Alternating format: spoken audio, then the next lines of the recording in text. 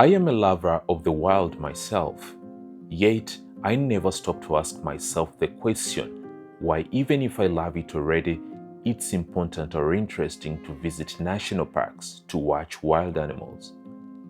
Maybe it's answers that some individuals have figured out for themselves. Maybe some are still constructing their own answers. Yet it's for sure some people are living with those answers and are willing to sell to us. I therefore with a friend visited Lake Mburo National Park to ask a park ranger some of my own questions.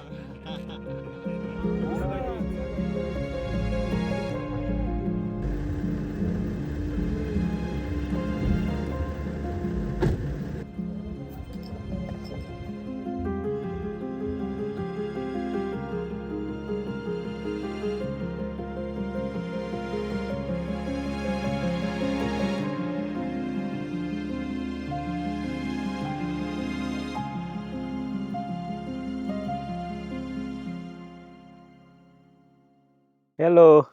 Nice to meet you, brother. Nice to meet you The too. smartest tour guide, ranger.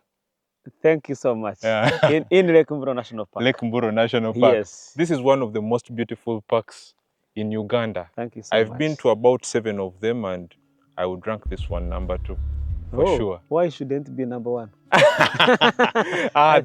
There should be number 1. There is a very beautiful place up north. Very beautiful. Okay. I won't mention the name because they are too so.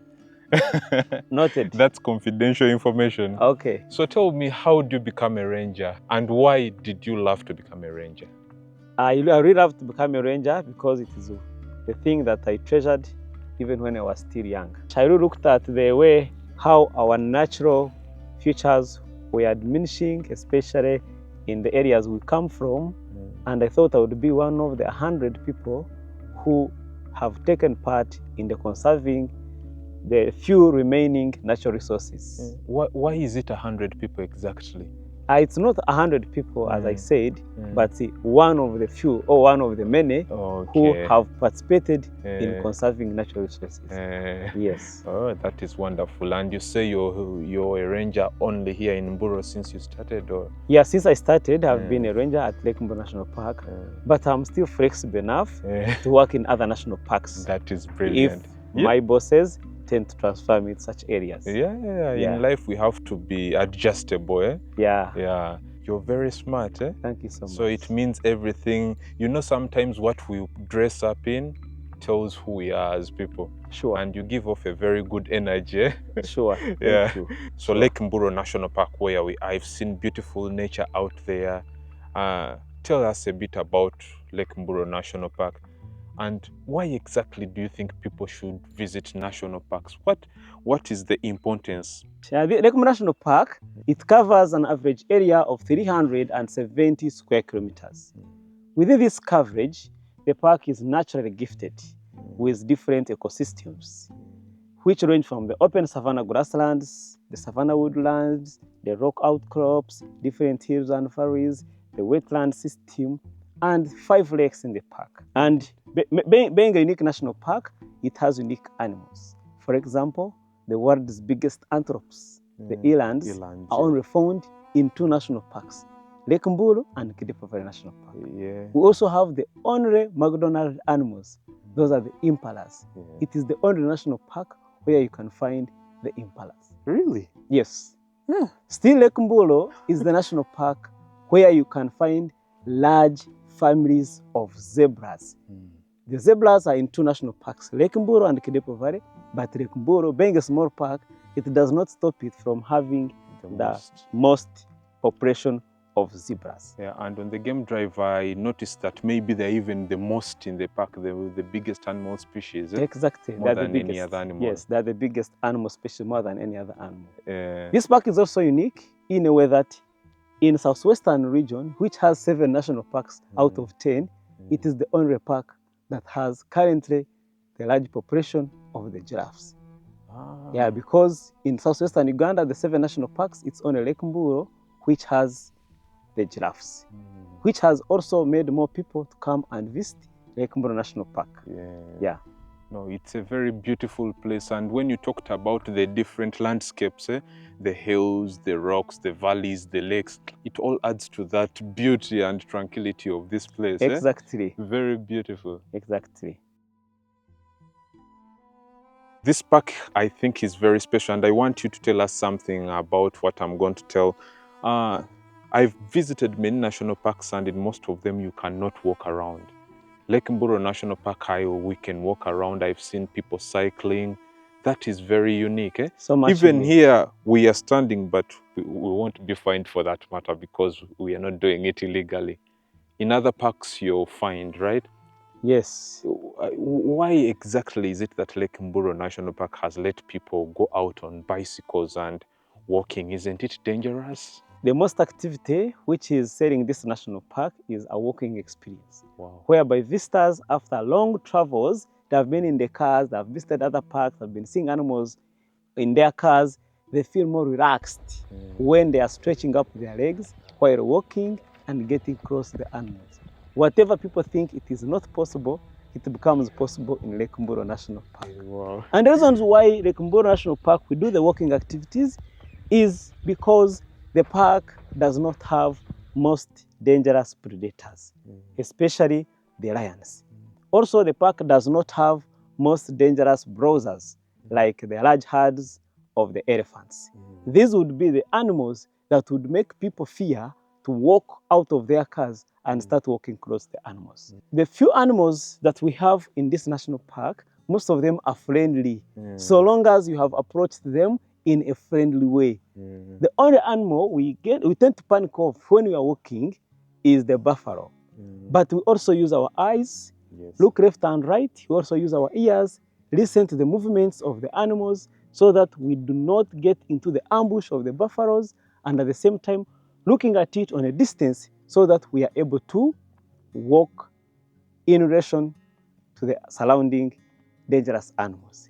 However, as we walk, the first tool to walk with is this machine, the gun. Every ranger guide who does the walking safari must be armed. This is number one tool that the visitor feels more confident and comfortable enough that in case there is danger, then there is some little defense that the ranger can put on before the animal gets close to the visitor or to the guide himself. For example, earlier this morning we saw a leopard somewhere, Yes. but we felt safe. You have to feel more safe Because of that. because of the animal behavior. Our friend Makoma was discussing with us about the animal behavior. It's all about understanding the animal's behaviors. The leopard is not the most aggressive animals. And being the daytime, the leopard is very shy. Itself, it will not see us here standing and it comes to us. Indeed, it will be moving away from us because it is very shy. It doesn't want us to see it. Maybe if it sees us, it thinks we are also going to make it be seen by its targeted prey, like the impalas, the young zebras, and other herbivorous animals. So do you mean it's able to identify that this is a human being and I should fear them, and exactly, these are other animals I can attack? Yes, exactly. Bibirkare, human being is always identified and recognized by all creatures because he is always on the top according to the God's creation. You're a very wise man. We have been moving through the park and we've seen a lot of burnt fields. Why exactly are these fields burnt? Isn't that against the very conservation of nature that you are trying to preach? Yeah, of course, burning has advantages and disadvantages. But most of the times, they're the advantages. That is why even organizations like Uganda Wildlife Authority participates in the burning. We normally call it controlled bush burning. Of course, we cannot burn the whole area. We burn some few areas and we also leave other areas to remain so that animals can survive there. Though we also get challenges as well, whereby we get illegal fires that most of the times originate from the communities, maybe from the peoples burning their farms, or smokers have been smoking. They drop down a cigarette which still has having some fire. Then because it turns on dry grass, it burns. And by the time we realize that this point is burning, the fire has spread almost very many parts. This burning, it helps in most of the things. For example, When the grass is tall, almost at this height, then as it dries, it creates a sponge or blanket like on the ground, which means when rains come in, it will be hard for the new grass to grow. But when you burn, itself will open the area, and then new grass has open where it can grow from. And at the same time, the ash created after burning itself creates more manure in the soils, which normally makes fresh grass to grow very well. We have also sensed or observed new behavior in the animals. We have already seen animals like giraffes, zebras, licking the rocks, either from the dry water grounds or sometimes from the dry termite mounds. But we have also seen them concentrating themselves in the burnt areas while licking the ash. So they lick the ash because it is salty. There are some minerals like calcium which can make their bones grow stronger. And that burnt ash, it also has a very good smell. So animals get attracted to that point. Yeah, because sometimes we use, from my tribe, we use the ash of banana peelings to make vinegar. So I think to the animals, that burnt grass is vinegar. Exactly, that would be amazing like then. But what do you think of this situation where, assuming there is no conservation area and these animals are by themselves, how do you think the ecosystem does it itself without burning? Because no one will burn the grass. Yeah, no, if nobody would burn the grass, then the animals would still survive naturally. But of course, as a role of Uganda Wildlife Authority is to ensure that it keeps these natural resources in a better way so that animals can feel more happy in their natural habitats. That's why we involve ourselves in by burning, because these animals, they prefer to eat from open areas. When burning is there, it also opens up the area and attracts many animals. If you are quite observant as we are driving throughout the fields, you would see animals, most of them are in the side where there has been some burning. And in the other side where there was no burning, there are no animals. Because it has rained now, grass has started growing, the animals are feeling more comfortable to graze in such an open, short grass. Most of the grazers, like zebras, like warthogs, they prefer such a short grass. That's a great relation to the story of creation. Yeah. God gave us the animals. God gave the animals to us. We interrelate. Exactly. Yeah, so it makes sense. Sure. Yeah. Yes. And tell me, how do you relate with the community? We've seen from different areas that governments, not only in Uganda, even in other countries, maybe Kenya, Tanzania, authorities have pushed out the indigenous people from communities where the national parks are. How have you dealt with the community around Lake Mburo National Park? One of the targets for Uganda Wildlife Authority is to conserve in relation with the local communities. Because we have found out that the local communities are the people who get involved in most of the illegal activities that are stealing from us, that are killing wildlife from us. So for us to conserve properly these wildlife species, then we have to deal with the communities. Yes. So the government, through Uganda Wildlife Authority, it has put on some measures so that the communities feel ownership of the park resources. For example, the 20% of money collected from park entrance is given to the communities. We normally call it revenue sharing. It's given to the communities and it is used to run different developmental projects. Like they have been given beehives, they have been given ponds of water where their livestock can have water from. Different schools or classroom blocks have been built in different schools so that the people feel much ownership. We also have a program of habitat manipulation, making the area open. Other than leaving it natural, we also make the people, like where we are now, it's a bit more thick, which means there will be no more animals that come to eat from here. But we have involved organized groups of communities to come and uproot. After they have uprooted, the area becomes open and attracts very many animals. And during the uprooting process, they get the logs. Such a kind of logs, the people get them either take them outside and sell firewood direct to get money, or they burn charcoal and end up getting a lot of money, which helps them in their daily livelihood. This is to ensure that they gain alternative ways of earning money other than thinking of going into the park to kill zebras, to kill impalas, to sell and get money. Yes. You saw the lake. We have a lake. We have 5 lakes in this park. All the lakes, they are homes of different fish species. The biggest of the lakes is Lake Mburo, and on that lake, the management also provided a fishing village for the communities to access fish from the lake. All these are measures that develops sense of ownership of park resources, and they become our ambassadors. Because somebody who has eaten fish, somebody who has sold the firewood and gets money, when a zebra goes to his land and eats a bunch of banana or destroys the garden, we'll find that we look at the other of alternative way of weighing what the zebra ate. Yes. And they will say, it's Let's okay. chase it back. It's okay, let's chase it back. If it's a buffalo and they know that it can have a problem to the people, they will call, please, the buffalo is here, you can come and chase it. And our either monitoring or problem animal control unit will go and chase it back to the park. Or sometimes, if they think one of the members of the community is a poacher, and he has plans of going poaching, themselves they will always tell us, please, so this person is planning to go and poach this night. Could you please take over the role? Wow. And then you find we have broken the person from killing the animal, getting information from such a people. Wow, that's brilliant. Yeah.